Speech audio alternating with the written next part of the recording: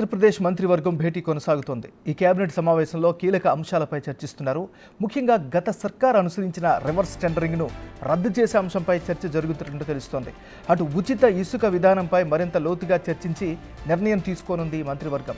రాష్ట్రంలో అక్రమ నిర్మాణాలు, లేఅవుట్లపై ఏపీ కేబినెట్ ప్రత్యేక దృష్టి సారించనుంది. కొత్త పారిశ్రామిక విధానం, కొత్త మద్యం పాలసీపై కేబినెట్లో చర్చిస్తున్నట్లు సమాచారం. అలాగే త్వరలో ప్రవేశపెట్టబోయే బడ్జెట్పై చర్చ జరగనుంది.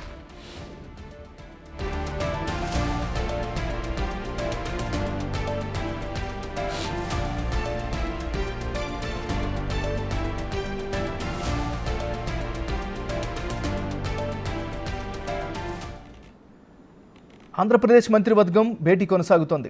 ఈ కేబినెట్ సమావేశంలో కీలక అంశాలపై చర్చిస్తున్నారు. ముఖ్యంగా గత సర్కారు అనుసరించిన రివర్స్ టెండరింగ్ను రద్దు చేసే అంశంపై చర్చ జరుగుతున్నట్టు తెలుస్తోంది.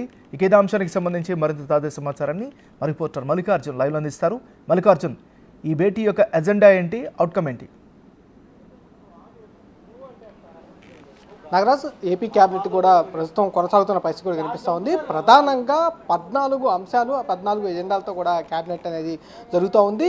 ఈ జరిగే క్యాబినెట్లో కూడా ఒక ప్రత్యేకమని కూడా చెప్పుకోవచ్చు. ఎందుకంటే 2014 నుంచి 19 వరకు కూడా 5 సంవత్సరాల కాలంలో కూడా ఈ క్యాబినెట్, పేపర్లెస్ క్యాబినెట్ని కూడా అప్పుడు గత ప్రభుత్వం నిర్వహించిన పరిస్థితి కూడా ఉంది. తర్వాత 5 సంవత్సరాల పాటు కూడా వైసీపీ గవర్నమెంట్ వచ్చిన తర్వాత పేపర్ క్యాబినెట్ని నిర్వహించిన పరిస్థితి కూడా ఉంది. మళ్ళీ పునరుద్ధరించడం ఏదైతే ఉందో 2014 నుంచి 19 కాలం పాటు కూడా ఏదైతే ఈ క్యాబినెట్, పేపర్లెస్ క్యాబినెట్ నిర్వహించారో ఆ క్యాబినెట్ని మరోసారి పునరుద్ధరించడం జరిగింది. ఈ క్యాబినెట్కి సంబంధించి ముందుగానే ఎవరికైతే ట్యాబ్స్ అనేవి మంత్రులందరికీ కూడా ఇవ్వడం జరిగింది. దాంట్లో అప్లికేషన్ అనేది కొత్తగా ఒక అప్లికేషన్ కూడా రూపొందించడం జరిగింది. ఆ అప్లికేషన్ కూడా దానిపై డెమో అనేది క్యాబినెట్కి ముందు మంత్రులందరికీ కూడా నిర్వహించడం జరిగింది. దాని తర్వాత ఎజెండాలకు సంబంధించి మొత్తం 14 ఎజెండాలపై కూడా ఈ క్యాబినెట్లో భేటీలో కూడా చర్చిస్తున్న పరిస్థితి కూడా కనిపిస్తూ ఉంది.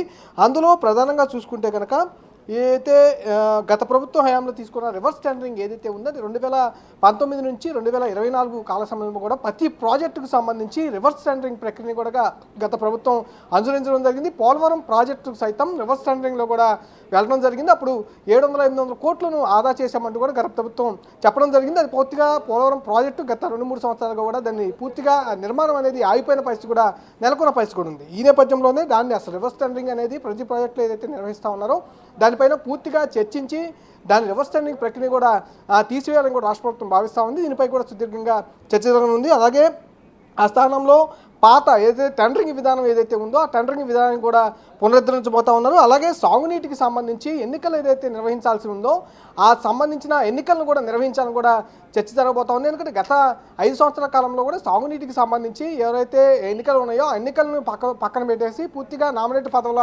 రూపంలో కూడా దాన్ని నిర్వహించడం జరిగింది. దీన్ని ఈసారి ఎన్నికలు, ఎందుకంటే 2014 నుంచి 19 కాలంలో ఎలాంటి గవర్నెన్స్ జరిగిందో దాన్ని పునరుద్ధరించాలని కూడా భావిస్తూ ఉన్నారు. ఆ నేపథ్యంలో సాగునీటికి సంబంధించి ఎన్నికలను కూడా నిర్వహించాలని దానిపై సుదీర్ఘంగా చర్చించే అవకాశం కూడా కనిపిస్తూ ఉంది. దాంతోపాటు పోలవరం ఎడమ కాలువకు సంబంధించి గతంలో ఏదైతే 6,000 క్యూబిక్ మీటర్ల సామర్థ్యం కలిగిన పనులు పూర్తి చేయడానికి కోసం కూడా టెండర్ల నిబంధనలు కానీ అన్నింటిని కూడా ఇవ్వడం జరిగింది. కానీ గత ప్రభుత్వం ఈ నిబంధనలన్నీ కూడా పక్కన పడేసి రివర్స్ టెండరింగ్లో కూడా వెళ్ళడం జరిగింది. దాన్ని పునరుద్ధరించి గతంలో ఏదైతే అనుమతులు ఇచ్చారో, నిబంధనలు ఉన్నాయో వాటిని అమలు చేయడానికి కూడా రాష్ట్ర ప్రభుత్వం ఈ క్యాబినెట్లో చర్చించబోతా ఉంది. దాని ద్వారా 1,226.68 కోట్ల రూపాయలు పాత ఏదైతే కాంట్రాక్టర్ ఉందో ఆ కాంట్రాక్టర్ కూడా ఇవ్వాలని కూడా రాష్ట్ర ప్రభుత్వం భావిస్తున్న పరిస్థితి కూడా కనిపిస్తూ ఉంది.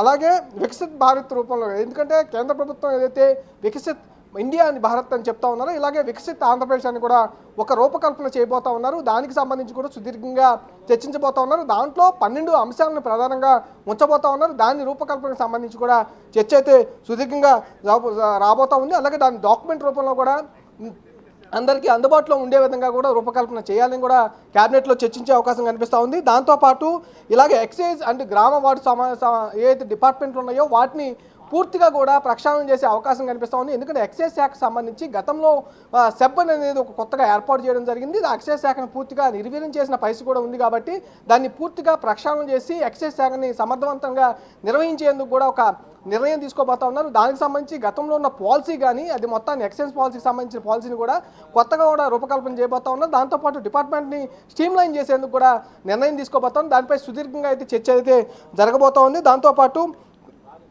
రాష్ట్రంలో రేషన్ మాఫియాకు సంబంధించి కూడా సుదీర్ఘంగా నిర్ణయం తీసుకునే అవకాశం కనిపిస్తూ ఉంది. ఎందుకంటే కాకినాడ పోర్టు ఆధారంగా కూడా ఒక 4-5 జిల్లాల కేంద్రంగా ఈ రేషన్ మాఫియా అనేది జరుగుతూ ఉంది. దీనిపై ఇప్పటికే ఆ మంత్రి డిపార్ట్మెంట్ ఇప్పటికే ఆ డిపార్ట్మెంట్కి సంబంధించి కూడా తనిఖీలు చేయటం, చాలా చోట్ల ఉన్న ఈ రేషన్ మాఫియాకి సంబంధించి మూలాలను కూడా గుర్తించడం జరిగింది. వాటన్నిటిని కూడా స్ట్రీమ్లైన్ చేసి రేషన్ అనేది, ఎందుకంటే పేద ప్రజలకు ఉచితంగా కేంద్ర ప్రభుత్వం కానీ రాష్ట్ర ప్రభుత్వం కానీ పేద ప్రజలకు అందిస్తున్న పరిస్థితి కూడా ఉంది. దీన్ని మాఫియా చేయకుండా కూడా పూర్తిగా ప్రజలకు ఎవరైతే ఉన్నారో వాళ్ళకి అందించే విధంగా కూడా ఒక నిర్ణయం తీసుకోబోతా ఉన్నారు. దానిపై కూడా సుదీర్ఘంగా క్యాబినెట్లో చర్చించబోతా ఉన్నారు. అట్లాగే ఏదైతే అమరావతికి మొన్న వచ్చిన ప్రపంచ బ్యాంక్ ఏదైతే ఉందో, నిన్న అలా ప్రపంచ బ్యాంకు సంబంధించి టీం ఏదైతే ఉందో ప్రపంచ బ్యాంకు, అలాగే ఏడీసీ బ్యాంకు, ఆసియా అభివృద్ధి డెవలప్మెంట్ బ్యాంకు నిన్నటి వరకు కూడా అమరావతిలో పర్యటించడం జరిగింది. 15,000 కోట్లు ఏదైతే నిధులు విడుదల చేయాల్సి ఉందో దానికి సంబంధించి సుదీర్ఘంగా రాజధానిలో కూడా పర్యటించి ఎక్కడెక్కడ నిర్మాణాలు చేపట్టబోతా ఉన్నారు, ఆ 15,000 కోట్లు ఎక్కడెక్కడ అమలు చేయబోతా ఉన్నారు, ఖర్చు చేయబోతున్న వివరాలపై కూడా సుదీర్ఘంగా వాళ్ళు పర్యటన చేసి క్షేత్రస్థాయిలో కూడా పరిశీలించడం జరిగింది. నిన్న వాళ్ళ సంబంధించిన నివేదికకు సంబంధించి కానీ ఒక రిపోర్ట్కి సంబంధించి కానీ చర్చించడం జరిగింది. దానిపై కూడా సుదీర్ఘంగా క్యాబినెట్లో చర్చించబోతా ఉన్నారు. ఎందుకంటే అమరావతి నిర్మాణాన్ని ఈ ప్రభుత్వం కూడా మొదటి దశలో తీసుకుంది కాబట్టి 2.5 సంవత్సరాల్లోనే అమరావతి నిర్మాణాన్ని పూర్తి చేస్తామన్న లక్ష్యంతో వెళ్తుంది కాబట్టి దానికి కూడా అమరావతి అభివృద్ధికి సంబంధించి ప్రపంచ బ్యాంకు ఇవ్వనున్న 15,000 కోట్లకు సంబంధించి కూడా సుదీర్ఘంగా చర్చ అయితే జరిగే అవకాశం కనిపిస్తుంది. అలాగే ఏదైతే పరిశ్రమలకు సంబంధించి కానీ వైజాగ్లో పరిశ్రమలో మొన్న జరిగిన ఇన్సిడెంట్ ఏదైతే ఉందో దానికి సంబంధించి